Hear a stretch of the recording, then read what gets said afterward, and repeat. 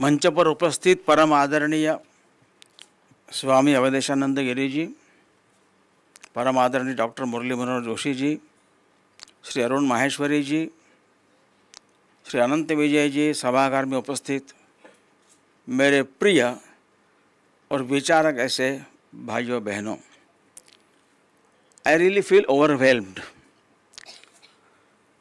कभी सोचा नहीं था ऐसा पुस्तक विमोचन कार्यक्रम मेरे लेखों का होगा।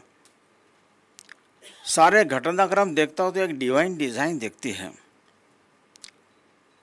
स्वामी जी के दर्शन करने की अभिलाषा कब से मन में थी, योग नहीं आ रहा था।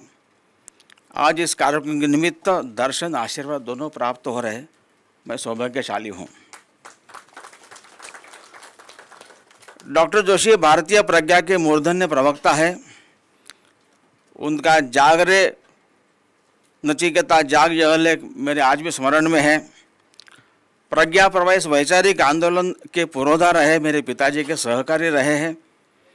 हमारा पर्सनल मिलना बहुत कम हुआ है, परंतु इतने ज्येष्ठ चिंतक, कार्यकर्ता, नेता होने के बाद भी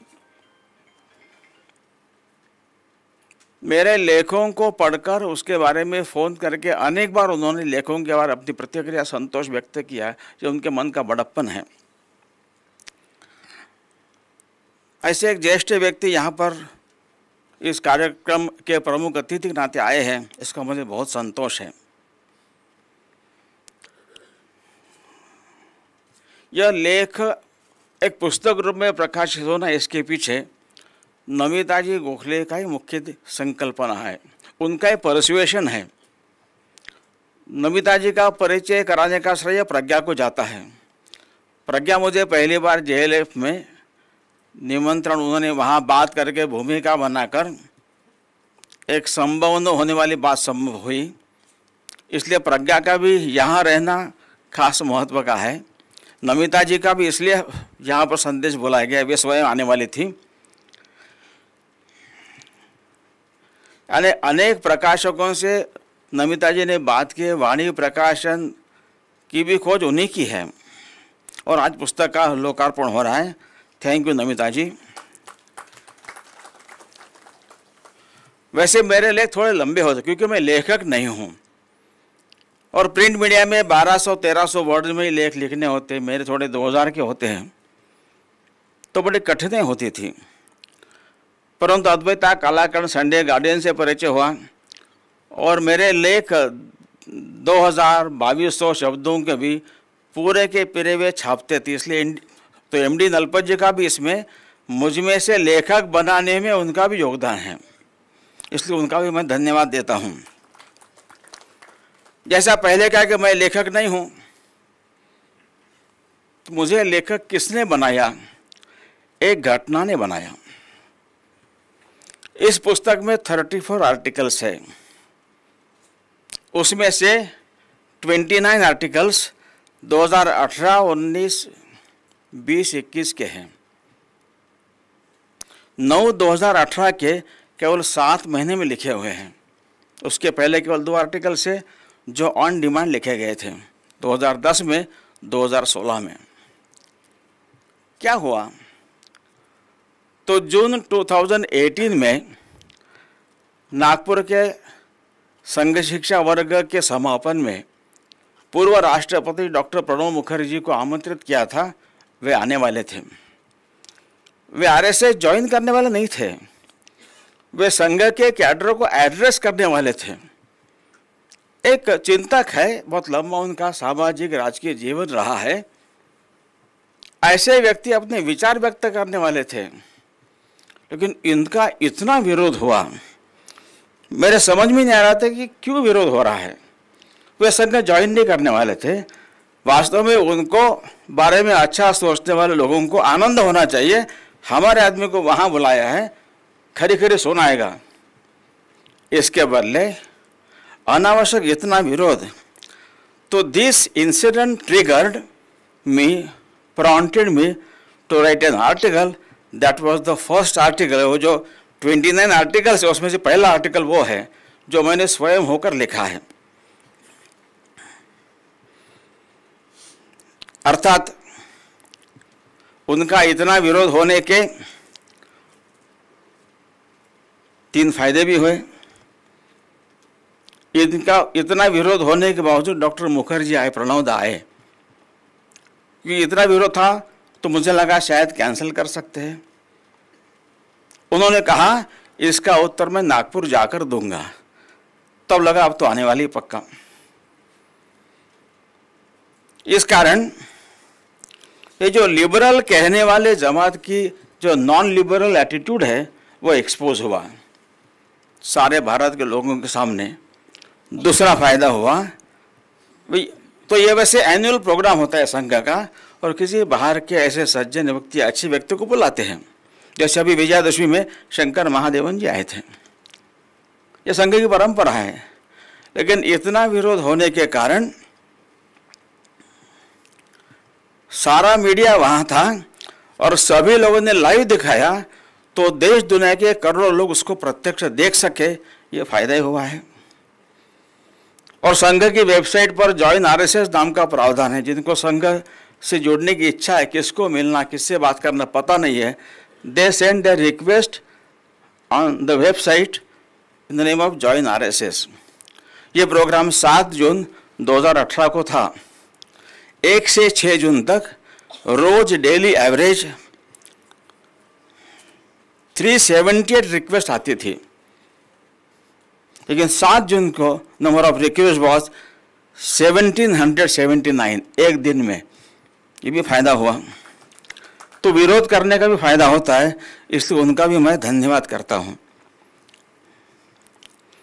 वैसे संघ को बाहर से समझना थोड़ा कठिन है कि संघ जैसा कार्य संगठन दुनिया में कहीं नहीं है। लेकिन संघ के नजदीक आकर संघ में प्रवेश करने के बाद संघ को समझना वास्तव में बहुत आसान है। तो कैसे संघ के बारे में धारणा गलत थी, प्रत्यक्ष मिलने के बाद कैसे बदल हुआ, ऐसे अनेक घटनाओं का उल्लेख यहाँ पर इस पुस्तक में किया गया है। इस पुस्तक का शीर्षक ही बताता है, वी यानी भारत को दुनिया को देखने की भारत की दृष्टि बाकी दुनिया से अलग है। हम तो दुनिया को एक ही मानते हैं, जोड़ा मानते हैं, हम 2 भाग नहीं करते हैं। रमण महर्षि जी को पूछा गया, how should we treat others, उन्होंने कहा देयर आर नो अदर्स। ये भारत का दृष्टिकोण है। इसलिए अदराइजेशन ये भारत का विचार नहीं है। भारत तो वसुधैव कुटुंबकम को मानने वाला है। लेकिन जिनका विचार भौतिकता पर आधारित है, जिनका मूल सेमेटिक चिंतन से आया हुआ है, उनकी दुनिया को देखने की दृष्टि अलग है। वो दुनिया को कैसे देखते हैं और भारत कैसे देखता है, इसमें अंतर है। अब भारत ऐसा क्यों सोचता है, इसका जो भारत का यूनिकनेस है, जो सदियों से लोग यहाँ पर जी रहे हैं, बाकी दुनिया अनुभव कर रही है, वह भारत की जीवन दृष्टि जिसका आधार आध्यात्मिक है, स्पिरिचुअलिटी बेस्ड है, इसलिए वो होलिस्टिक है, इसलिए वो इंटीग्रल है। It's is the entire creation connected, इसलिए वसुधैव कुटुंबकम है।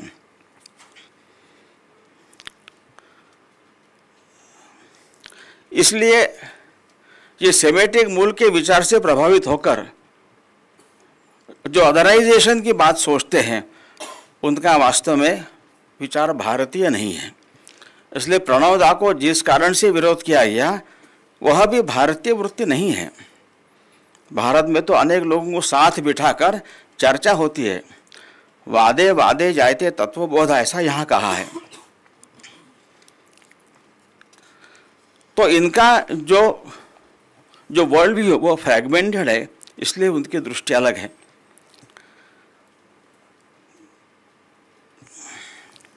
धीरे धीरे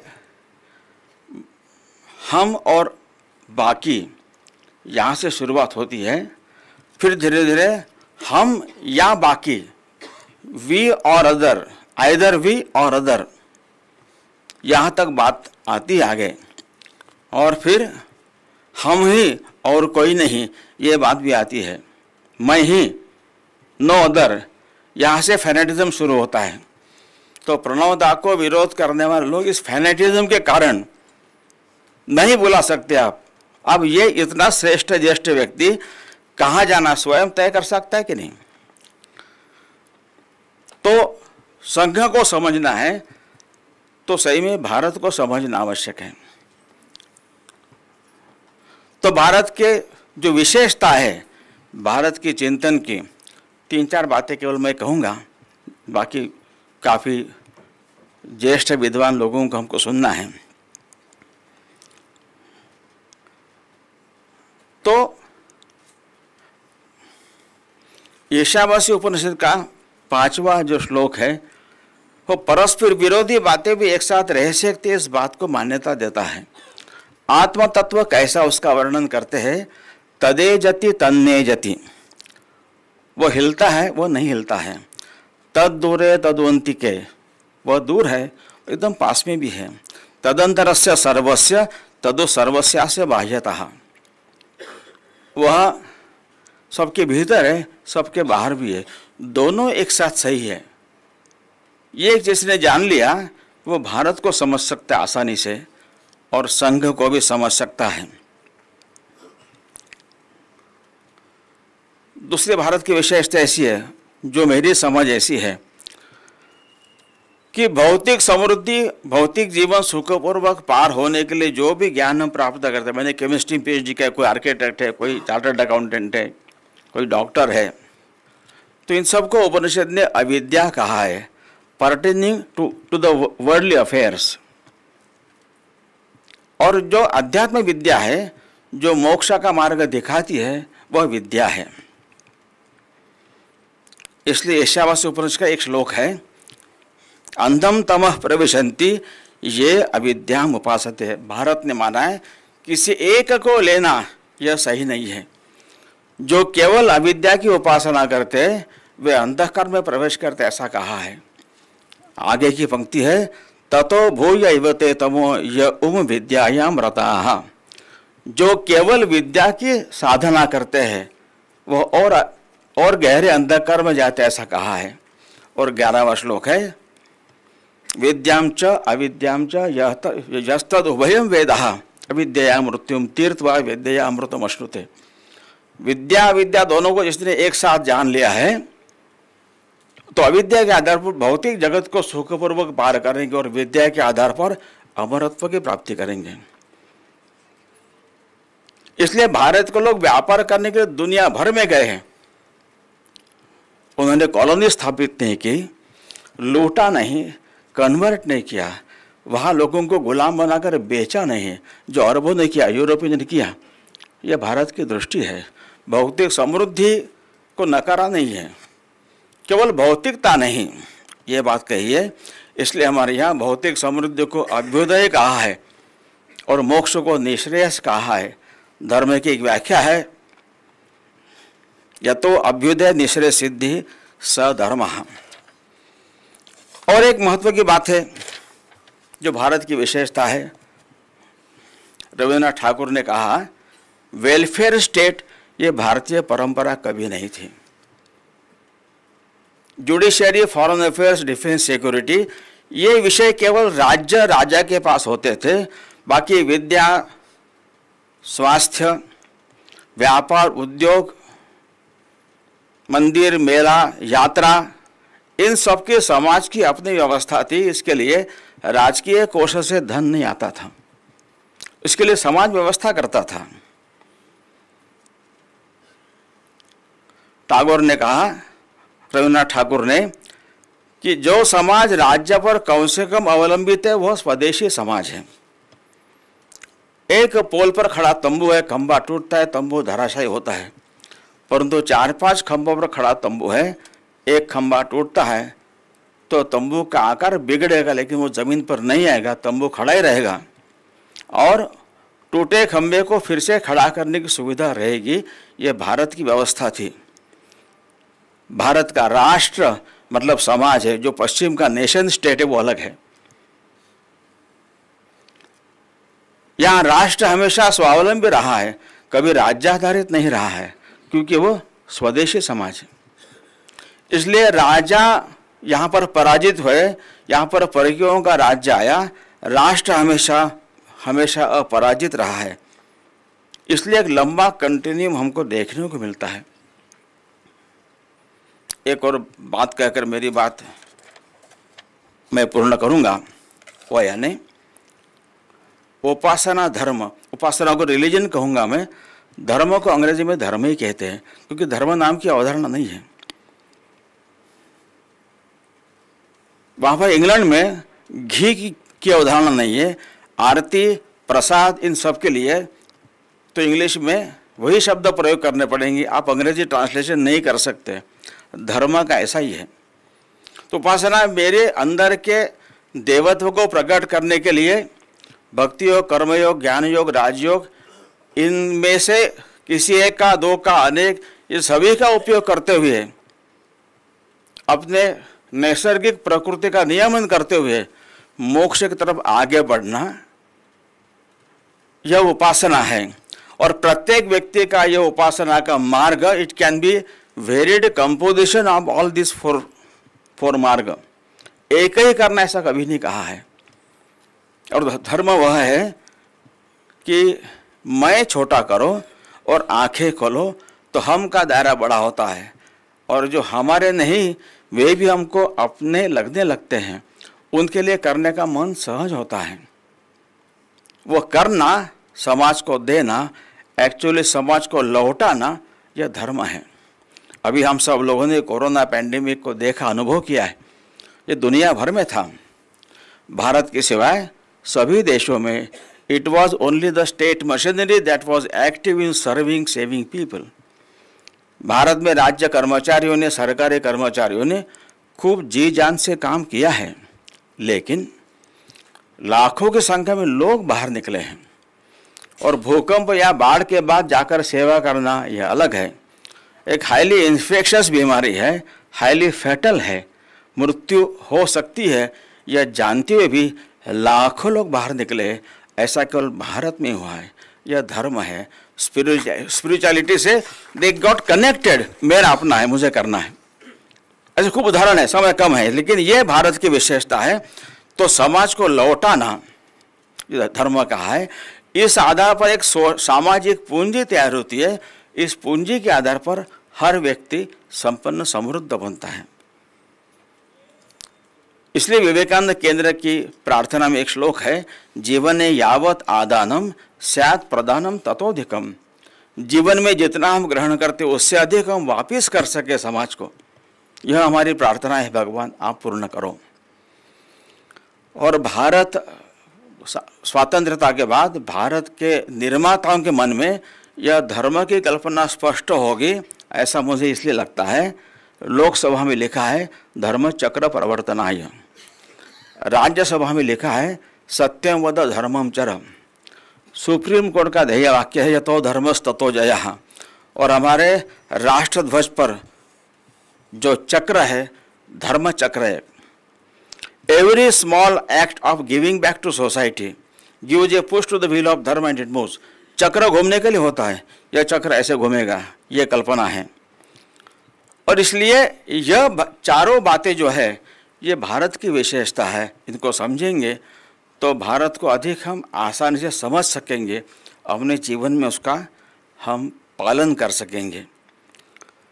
परंतु इस भारतीय आध्यात्मिक विचार से जिनका संबंध नहीं आया है या रहा है या रखा नहीं है, वे बाहर के सेमेटिक मूल के विचारों से ज़्यादा प्रभावित है। तो धीरे धीरे उनका वी एंड अदर्स, वी और अदर्स, यही इसको फॉलो करने वाले स्वर्ग में जाएंगे, बाकी नरक में ही जाएंगे। ये विचार भारत में कभी नहीं था। और धीरे धीरे तो फिर मी ओनली नो अदर्स, यहाँ तक बातें आई। यहाँ से फैनेटिज्म शुरू होता है। और भारत में जो नॉन लिबरल, नॉन ओपन और इंटॉलरेंट लोग हैं, उनका विचार और आचरण वास्तव में भारतीय नहीं है। उन्हें भारत को समझना होगा, भारतीय बनना होगा। रविन्द्रनाथ ठाकुर ने अपने स्वदेशी समाज में यह एक अच्छी बात कही है। दो बातें कोट करूंगा मैं। एक, उन्होंने कहा अनेकता में एकता देखना और विविधता में ऐक्य प्रस्थापित करना, यही भारत का अंतर्निहित धर्म है। भारत विविधता को भेद नहीं मानता, पराये को दुश्मन नहीं समझता। इसलिए नए मानव समूह के संघात से हम भयभीत नहीं होंगे। उनकी विशेषताओं को पहचान कर उनको प्रिजर्व करते हुए विदाउट डिस्ट्रॉइंग देम, एक विशाल व्यवस्था में उनको साथ लेने की विलक्षण क्षमता भारत रखता है। आगे वो कहते हैं कि इसलिए भारत में हिंदू, मुसलमान, बुद्ध, ईसाई परस्पर लड़ते हुए देखेंगे, पर वे परस्पर लड़कर मर नहीं जाएंगे। वे एक सामंजस्य स्थापित करेंगे। यह सामंजस्य अहिंदू नहीं होगा, वह होगा विशेष भाव से हिंदू। ये जो भारत की सारी पहचान है, इसका नाम हिंदुत्व है। और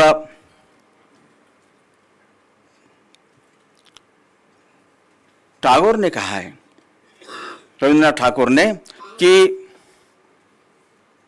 हमें सबसे पहले हम जो है वह बनना पड़ेगा, कॉन्शियसली, कंप्लीटली, एक्टिवली, यह बनना आवश्यक है। तो भारत के भारतीयों को भारतीय बनने के लिए इस भारत की आत्मा की पहचान होना, समझना, अपने जीवन में लाने का प्रयत्न करना आवश्यक है। एक एरिक फ्रॉम नाम के लेखक की पुस्तक है to have and to be. एक सुंदर कल्पना उन्होंने रखी है कि एक युवती 22 साल की आयु होती है, शादी होती है, माँ बनती है, एक बालक को जन्म देती है। She is a mother, nobody can deny. लेकिन वो कहते हैं माँ बनना एक बहुत लंबी साधना होती है, इसकी शुरू हुई है, उसको माँ बनना है। She is a mother and she has to be a mother. उसी तरह हम भारतीय हैं।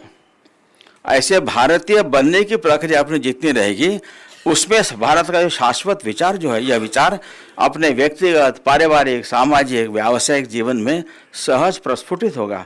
तो भारत अपनी सांस्कृतिक, आध्यात्मिक पहचान लेकर एक ऊंचाई का जो जीवन भारत का रहा, ऐसा भारत का जीवन सारी दुनिया देख सकेगी। दुनिया वास्तव में ऐसे भारत को जानती है, ऐसे भारत को चाहती है, लेकिन भारत इस भारत को पहचानने से नकार कर रहा है। नकारने वाले लोग अपने आप को बड़े इंटेलेक्चुअल, लिबरल ऐसे कहने लगते हैं। इसलिए यह एक चर्निंग आवश्यक है। और भारत की इस आध्यात्मिक पहचान लेकर, हमारा मजहब, रिलीजन कोई भी हो, भारत में जन्मा हुआ सब इस वैचारिक इस चिंतन का वारिस है। इसलिए इसको अपना मानकर यह करने का प्रयास हम करेंगे। तो मुझे लगता है इस पुस्तक में इसके बारे में काफ़ी बातें ही है। तो ये लेखों का संग्रह, समय समय पर जैसे प्रश्न समाज में आते गए, एक अंदर से प्रेरणा जगी और मैं लिखता गया। बाकी लोग उसको थोड़ा ठीक ठाक भी करते रहे, सारा मेरा ही ऐसा नहीं है। और आज यह पुस्तक के रूप में प्रकाशित हो रहा है, इसका प्रकाशन होने जा रहा है। तो इसके लिए मैं बहुत आनंद की भावना व्यक्त करता हूँ और आगे की कार्यवाही करने के लिए आनंद जी को यहाँ बुलाता हूँ।